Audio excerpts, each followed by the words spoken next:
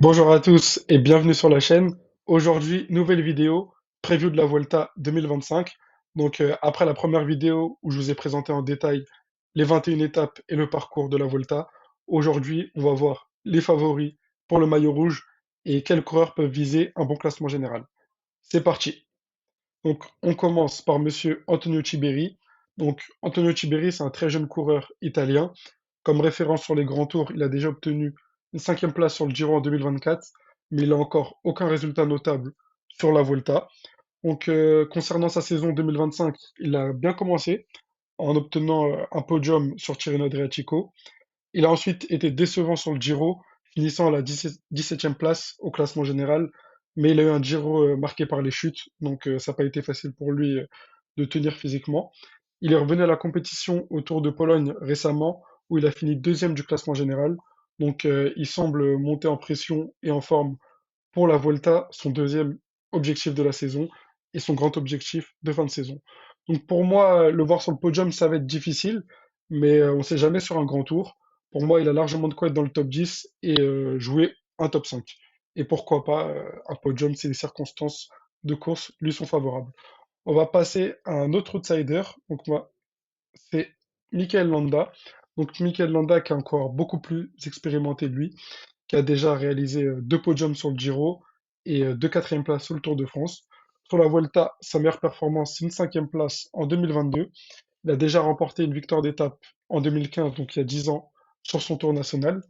Concernant sa saison 2025, il a commencé avec une septième place à Tirreno Adriatico, plutôt une bonne performance, avant de finir quatrième du Tour de Catalogne. Il arrivait avec de grandes ambitions sur le Giro et en forme pour pourquoi pas jouer la victoire finale. Malheureusement pour lui, il a chuté lors de l'étape 1 et il a perdu toute ambition au classement général. Il est revenu à la compétition il y a peu de semaines à Burgos où il a été en reprise. Pour moi, même si sa reprise n'a pas été marquée par de bons résultats, c'est clairement un coureur qui est fiable sur 3 semaines et je pense qu'il va monter en puissance pour viser un top 5 sur la Vuelta. Et s'il est en forme, il a largement les jambes pour un top 5, si ce n'est mieux, voire un podium. Après, pour une victoire finale, pour moi, ce sera trop court, mais un podium et un top 5, à minima s'il est en forme. On va passer au coureur suivant. Le coureur suivant, c'est monsieur Egan Bernal. Egan Bernal, ancien vainqueur du Tour de France 2019 et ancien vainqueur du Giro 2021. C'est le seul grand tour qu'il n'a pas gagné. Sa meilleure performance sur une Volta, c'est sixième en 2021. Concernant sa saison 2025, il a fini septième du Giro, donc il a réalisé un très bon Giro. Malheureusement pour lui, il a énormément chuté sur ce Giro, plus de trois chutes. C'est ce qui a un peu freiné sa fin de Giro, où il a malheureusement fini septième, donc ce qui est très bien pour lui, sachant les galères qu'il a eues avec ses accidents. Mais je pense qu'il avait clairement la jambe sans ses chutes pour viser un top 5, voire un podium. Pour moi, ça va être un coureur qui sera très bon sur la Volta.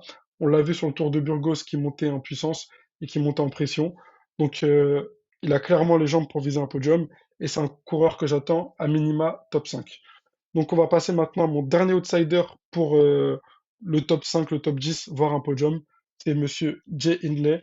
Donc Jay Hindley qui est déjà un vainqueur de grand tour, vainqueur du Giro en 2022 et qui compte deux étapes sur le Giro.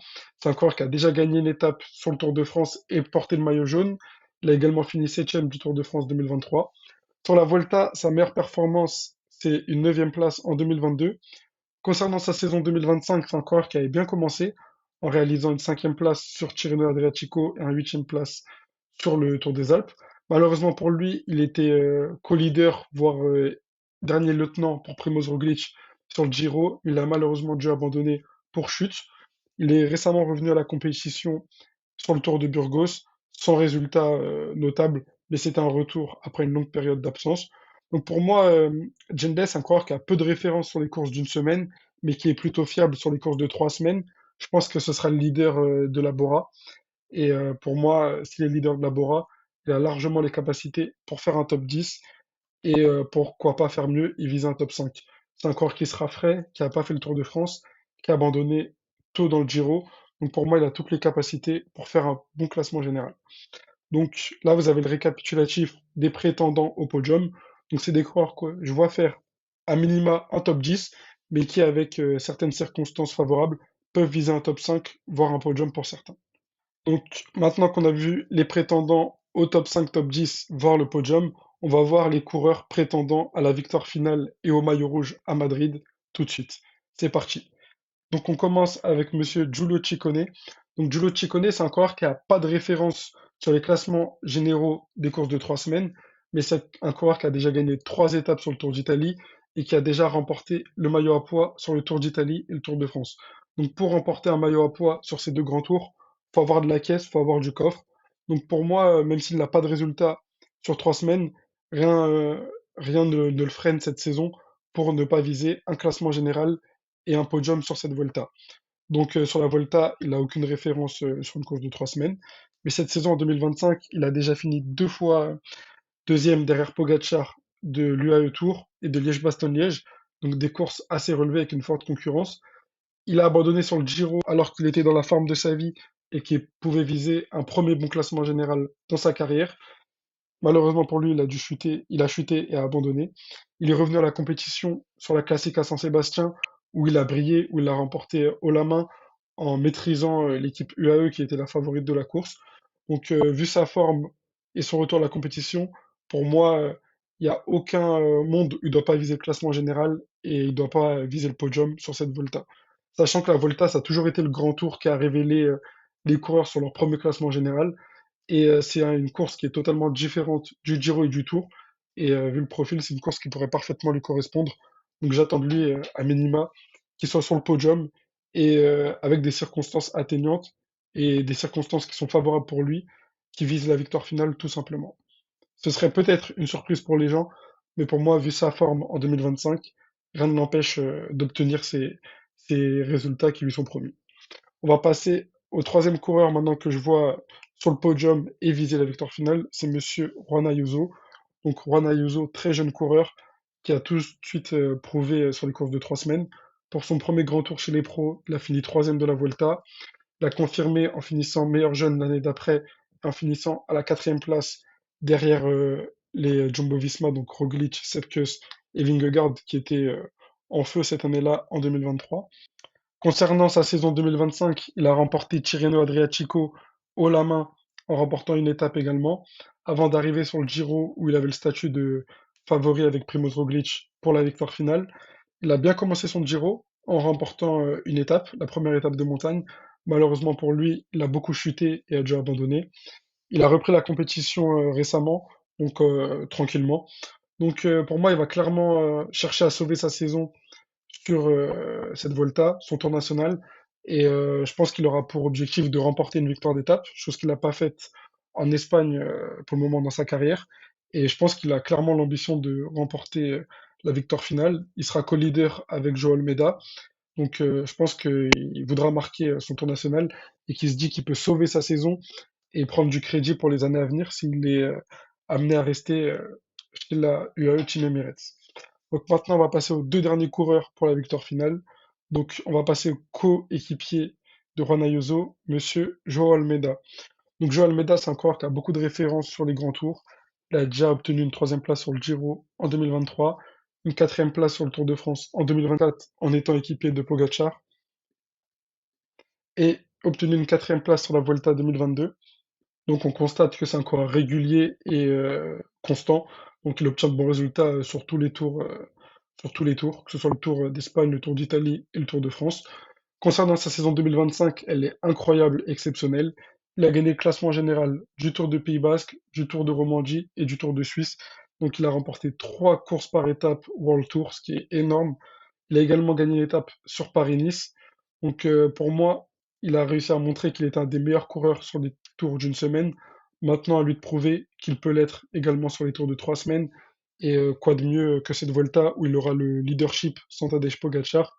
Donc pour moi, il doit clairement, à minima, jouer la victoire finale durant les 3 semaines et au mieux remporter la Volta avec un duel face à son adversaire sur le papier numéro un, qui n'est d'autre que Jonas Vingegaard, le favori de cette Volta.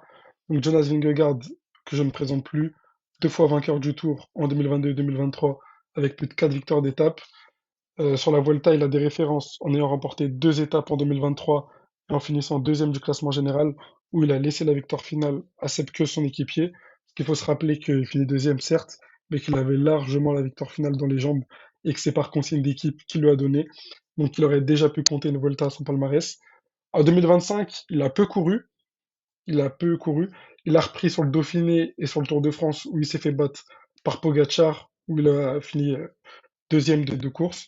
Il a réalisé un bon Tour de France, mais largement en dessous du Slovène, mais c'était annoncé. Il y avait un écart trop important entre les deux. Maintenant, il arrive sur la Volta où Pogacar ne sera pas là. Donc je pense qu'il aura à cœur de lever les bras en Espagne. Lui qui n'a plus gagné depuis la Volta, le Tour d'Algarve, pardon, en début de saison, donc en février. Donc je pense qu'il aura à cœur de remporter la Volta et d'ajouter un nouveau grand tour à son palmarès, tout simplement. Donc voici la liste des prétendants au maillot rouge. Donc pour moi, ça va vraiment jouer entre ces quatre-là. Jonas Vingegaard, Joao Almeida, Juan Ayuso et Giulio Ciccone. Maintenant, vous allez voir mon podium sur ces quatre coureurs. Donc je vois à la troisième place Juan Ayuso, qui est pour moi plus régulier que Ciccone et qui va réussir à monter en puissance sur cette Volta. Ensuite, à la deuxième place, je vois Joao Almeida, qui est pour moi un peu plus régulier que Juan Ayuso et qui a plus de garanties sur 3 semaines que l'Espagnol. Et à la première place, je vois Jonas Vingegaard, qui est pour moi au-dessus de ces deux coureurs et qui a beaucoup plus de références. Et même s'il sera marqué par le Tour de France qui a été éprouvant, je pense qu'il a la marge suffisante pour battre les UAE, surtout quand on connaît la tactique UAE quand Tadej Pogacar n'est pas là. Donc vous avez mes pronostics sur cette Volta 2025. Maintenant, il y a une vidéo qui va arriver très bientôt. On va faire un focus sur le duel UAE contre Vingegaard pour analyser en détail les forces et les faiblesses de chacun et ce qui peut se passer sur cette Volta. Donc voilà, maintenant vous avez mes pronos et mes avis pour le podium et pour la victoire finale. Vous, donnez-moi vos avis sur qui vous voyez gagner la Vuelta et qui vous voyez sur le podium et dans le top 10. Et on se dit à très bientôt pour un focus sur le duel UAE v6 Vingegaard. À plus.